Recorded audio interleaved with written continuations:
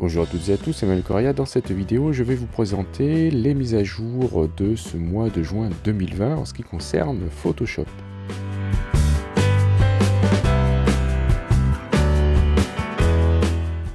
Commençons tout de suite avec la nouveauté au niveau des polices de caractères.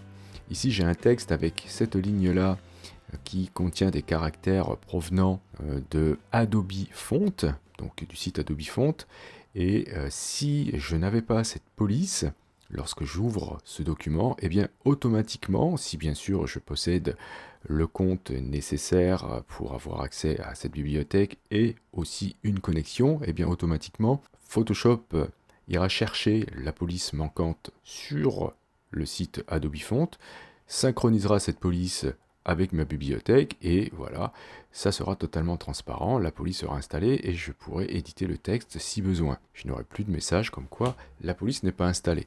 Et si c'est le cas d'une police qui ne fait pas partie d'Adobe Font, eh bien dans ce cas, j'aurai pas de message d'erreur tout de suite. J'aurai cependant ici une petite indication dans le panneau calque pour me dire eh bien, que la police ici est manquante dans mon système. Et j'aurai par contre un message d'erreur que lorsque je vais commencer à éditer le texte. Voilà, ici j'ai double-cliqué avec l'outil texte et je me retrouve maintenant avec le message d'erreur qui arrivait avant lorsque l'on ouvrait un document. Donc ça vous permettra de travailler plus vite et de ne pas être freiné par des fenêtres qui s'ouvrent d'une manière intempestive. Donc là, vous allez pouvoir annuler le message ou remplacer la police.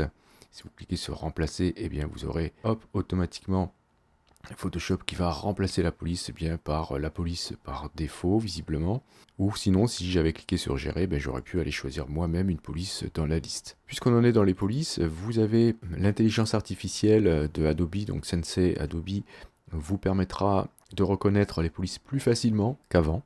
Donc c'est dans le menu texte et vous avez ici trouver une police similaire, donc il faudra indiquer. Voilà, donc vous avez une petite fenêtre qui va s'ouvrir ici et vous allez encadrer le texte que vous souhaitez analyser. Alors c'est pas besoin que ce soit un calque de texte, ça peut être un calque de pixels et vous le laissez travailler et automatiquement Adobe Sensei, qui est donc l'intelligence artificielle d'Adobe, va essayer de trouver la police qui s'approche le plus. Donc vous voyez ici, il a trouvé Myriad Pro Regular et c'était le cas, c'était bien celle-ci. Donc puisqu'on parle de Adobe Sensei, cette intelligence artificielle est présente dans pas mal de commandes de Photoshop, notamment dans la commande sélectionner un sujet. Cette commande, vous la trouvez dans le menu sélection, vous avez ici sujet, ou bien vous allez choisir ici l'outil de sélection d'objets, et vous trouverez sélectionner un sujet ici, ou alors avec l'outil de sélection rapide, vous le trouvez aussi ici. Enfin, peu importe. Cette commande a été grandement améliorée comparée à l'ancienne version de Photoshop. Vous allez voir ici, j'ai des cheveux donc qui sont assez fouillus, assez détaillés. Bien sûr, c'est un fond uni là, quand même, on va pas lui en demander trop. Et je vais donc sélectionner le calque 0. J'ai pris soin de désactiver l'arrière-plan. Pourquoi? Parce que je vais mettre ici, pour vous montrer que ça marche quand même pas mal, eh bien, un calque de remplissage de type couleur unie. Voilà, je vais prendre du bleu, c'est peut-être pas une bonne idée parce que c'est la même couleur que mon texte. Donc je vais peut-être prendre ici, allez, la même couleur que la peau, comme ceci, voilà. Et ce que je vais faire, c'est qu'au niveau de mon calque 0, eh bien je vais aller dans le menu sélection et cliquer sur sujet. Et j'attends un petit peu que le calcul se fasse et vous allez voir, le résultat est plutôt bluffant. Donc là voilà, la sélection est terminée. Vous voyez que ça a plutôt bien fait le détourage. Et je vais ajouter un masque de fusion en cliquant ici, bien sûr, sur cette icône. Et voilà. Alors, si je fais Alt-clic, on va déjà voir le masque de fusion. Si je fais Alt-clic sur le masque, eh bien regardez, le masque, il est quand même vraiment pas mal du tout. Pour un seul clic, c'est pas mal, quoi, je veux dire. Et puis regardez, les contours sont bien nets. Et les cheveux, eux, ont quand même du détail. Donc évidemment, c'est pour ça que j'ai mis un fond derrière, pour vous montrer que c'est quand même pas parfait, mais on va pouvoir ensuite peaufiner le tout, c'est-à-dire que là on a quand même une bonne base de sélection, on va pouvoir ajouter de la densité sur les petits cheveux, etc., etc. Vous verrez aussi lorsque vous allez utiliser pour la première fois dans la nouvelle version de Photoshop, eh bien cette commande, vous aurez un message qui vous dira, rappelez-vous, vous pouvez passer par aussi la commande sélectionner et masquer pour améliorer ensuite eh bien, la sélection. Alors là, j'ai fait des bêtises puisque j'ai sélectionné le calque d'en dessous, mais bien sûr, si je sélectionne le masque de fusion et que je retourne dans sélectionner et masquer, voilà, je vais retrouver mon masque et je pourrais essayer de peaufiner encore plus ce masque de fusion avec la commande sélectionner et masquer. Donc voilà, ça fait pas mal de travail déjà pour nous, cette commande sélectionner un sujet. Alors je vais vous montrer que ça marche pas pour tout. Par exemple, si je prends ce petit chat et que j'essaye de le détourer, pourtant on a des poils, hein, ça ressemble un petit peu à des cheveux, eh bien je vais utiliser sélectionner un sujet, la commande, voilà, ici, et vous allez voir que le résultat va pas être génial du tout. Je mets même pas de fond pour vous montrer, voilà, c'est même pas la peine. Là, ça n'a pas fonctionné. Alors je me suis dit peut-être que ce chat avait, je sais pas, le fond trop proche de la couleur de ses poils, ce qui n'est pas vraiment le cas. Alors j'ai décidé de l'essayer sur un autre chat, sur celui-ci, qui est vraiment bien contrasté avec le fond. D'accord, donc je clique sur sélectionner un sujet, et je vais là aussi le laisser travailler un petit peu. Voilà, c'est terminé, je clique sur ajouter un masque de fusion, et là, catastrophe, ça n'a pas non plus super bien marché. En revanche, si je prends une personne, par exemple celle-ci, qui est même derrière un fond qui est assez uni, mais avec quand même des différences de luminosité, je vais le tester là-dessus, et vous allez voir que ça va infiniment mieux marcher qu'avec les poils de chat, à croire que l'intelligence artificielle pour l'instant est paramétrée pour s'intéresser qu'aux humains et pas encore sur tous les objets. Donc là, au niveau des cheveux, ça a pas mal marché aussi. Franchement, c'est du bon boulot. L'autre grande nouveauté concerne la mise à jour de Camera Raw. D'accord, donc ici, ce calque-là, je vais ajouter un filtre Camera Raw. Alors là, je supprime le masque de fusion. Je vais le convertir en objet dynamique pour pouvoir avoir accès à Camera Raw, puisque c'est un filtre si j'ai besoin de revenir sur mes réglages. Et bien sûr, vous allez dans le menu filtre Camera Raw ici, et vous allez voir le changement. Camera Raw arrive maintenant présenté de cette manière-là. Je n'ai pas encore fait de vidéo traitant de Camera Raw dans sa globalité, et ça tombe bien du coup parce que vu qu'il y a quand même pas mal de changements, eh bien quand je la ferai, eh bien ce sera à jour pour un petit bout de temps. Et jusqu'à présent, je m'en suis toujours servi dans mes tutos pour bien améliorer les images, mais Camera Raw c'est infiniment plus que ça. Il faudra vraiment que je vous fasse des vidéos là-dessus. Donc pour ceux qui veulent vraiment voir toutes les nouveautés qu'il y a sur Camera Raw, ben, allez voir d'autres chaînes YouTube où on va vous présenter toutes les facettes du logiciel, et surtout mise en perspective avec les mises à jour de Lightroom. Vu que j'ai pas encore commencé moi non plus à mettre des vidéos concernant Lightroom, ben, je vais pas trop en parler, mais voilà, pour ceux qui ont l'habitude de Lightroom, vous allez reconnaître un petit peu la disposition de Camera Raw, enfin du module développement ici maintenant dans Camera Raw, hein, puisque c'est le même moteur, hein, bien sûr. Et donc on n'a plus de barre en haut ici avec les outils, on va retrouver les outils à droite ici. D'accord, lorsque vous ouvrirez des fichiers bruts, ou si vous avez décidé d'ouvrir aussi vos JPEG ou d'autres types de fichiers avec Camera Raw, vous pourrez les retrouver soit en bas, ici, en horizontal, soit alors vertical. D'accord. Ce qui est intéressant en plus ici, c'est surtout que vous allez avoir des petits changements. Par exemple, au niveau de la courbe, ici, voilà, on a une présentation qui est différente, exactement comme dans Lightroom.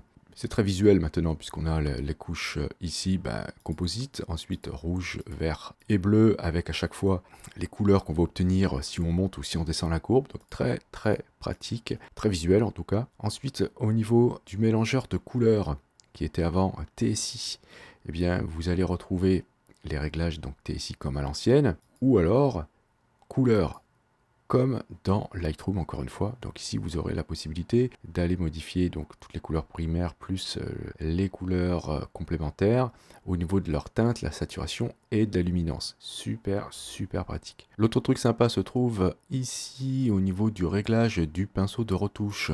Si vous connaissez Camera Raw, vous savez exactement comment ça marche. Pour les autres, eh bien, sachez que dans Camera Raw, vous pouvez faire des réglages au pinceau, donc localement. Vous pouvez aussi le faire avec un dégradé linéaire ou radial. Et là, par exemple, je m'apprête à faire un changement de couleur du t-shirt. Vous allez voir à quel point c'est rapide. Donc je vais ici définir, bon là j'ai la taille de mon pinceau que je peux modifier comme ceci, ou alors en faisant un clic droit et je fais glisser mon curseur comme cela. Je vais cliquer sur incrustation ici pour voir mon épingle, et ici je vais cliquer ici, vérifier que masquage automatique est coché, ce qui me permettra bien d'échantillonner la couleur au fur et à mesure que je fais mon masque, et de ne pas échantillonner d'autres couleurs. D'accord, je vais me placer la densité ici au maximum pour mettre l'effet au maximum, et je vais commencer à peindre ici. Alors ce que je vais faire, c'est cocher ici les options de masque, voilà, ce qui me permettra de voir où est-ce que je suis en train d'appliquer mon effet, voilà, comme ceci. Et là j'en ai un petit peu trop mis, donc comment faire pour supprimer? Eh bien ici vous mettez 0 au niveau de la densité et on va soustraire cette zone là, voilà.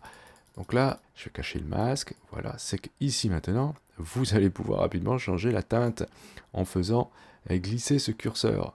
Donc voilà, vous voyez, je change rapidement la couleur du t-shirt de cette manière-là. Et si je veux faire un réglage plus fin, je vais cliquer ici, le cocher, et du coup, je vais pouvoir me déplacer tout doucement, comme ceci. Sinon, j'appuie sur Alt lorsque je le fais, et ça fait pareil. Et si je lâche Alt, je retrouve une vitesse normale. D'accord, donc bien sûr on pourra faire plein d'autres choses avec ça, par exemple changer l'exposition, donc je vais avoir une couleur plus sombre, etc. Bon, c'est pas la meilleure façon de faire pour moi de changer la couleur comme ça dans Camera Raw, mais ceux qui sont habitués à Lightroom ont l'habitude de faire ce genre de choses, et c'est une nouveauté donc maintenant arrivée dans Camera Raw dans Photoshop. Il y a un autre point intéressant, lorsque vous importez des photos pour le développement avec des valeurs d'ISO différentes, eh bien vous pourrez appliquer en fonction de ces ISO une netteté différente. Ce sera plus accentué pour les valeurs hautes en ISO que pour les valeurs faibles, et cela se fera automatiquement lorsque vous allez appliquer des paramètres prédéfinis. Une nouveauté concernant les motifs, on va pouvoir enfin faire tourner des motifs. Donc ici j'ai sélectionné le t-shirt, j'aimerais mettre un motif à l'intérieur. Je vais ajouter un calque de remplissage de type motif, d'accord, par exemple ça, donc on va pas essayer de faire aujourd'hui quelque chose de réaliste, c'est juste pour vous montrer que maintenant on a ça ici, un paramètre angle, d'accord, donc soit vous faites tourner ici l'aiguille, et vous allez voir que vous allez pouvoir faire tourner le motif, ou alors vous rentrez ici une valeur à ce niveau-là, voilà, je mets 20 degrés par exemple, etc. Donc on va retrouver bien sûr le paramètre échelle, si vous voulez, changer l'échelle de votre motif, ici la liste de vos motifs que vous avez actuellement installés dans Photoshop. Bien sûr, si vous faites un cliquer-glisser, vous pourrez déplacer le motif, enfin tout ce qu'on savait déjà faire avec un calque de réglage de type motif. Ça marchera aussi si vous utilisez les motifs sur, je vais vous montrer ça avec un calque de texte par exemple. Si vous utilisez un effet, donc dans effet vous avez incrustation de motifs, et vous allez retrouver bien sûr ici l'angle à ce niveau-là. Donc ça c'est vraiment super chouette de pouvoir maintenant faire tourner les motifs dans Photoshop. Donc voilà ce que je pouvais vous dire en ce qui concerne les nouveautés de cette mise à jour de Photoshop en juin 2020. Je vous remercie d'avoir suivi cette vidéo. Si vous avez des questions, n'hésitez pas à le faire dans les commentaires. Si vous avez aimé, vous pouvez cliquer sur j'aime. Vous pouvez aussi bien sûr partager cette vidéo, c'est hyper important pour la chaîne. Si vous souhaitez aller plus loin, vous pouvez cliquer sur le lien Utip présent dans la description de cette vidéo. Et si vous n'êtes pas abonné, vous pouvez cliquer sur abonnez-vous. N'oubliez pas la petite clochette pour être averti des prochains cours ou des prochains tutos. Justement, on se dit à la prochaine pour un autre cours et pour un autre tuto.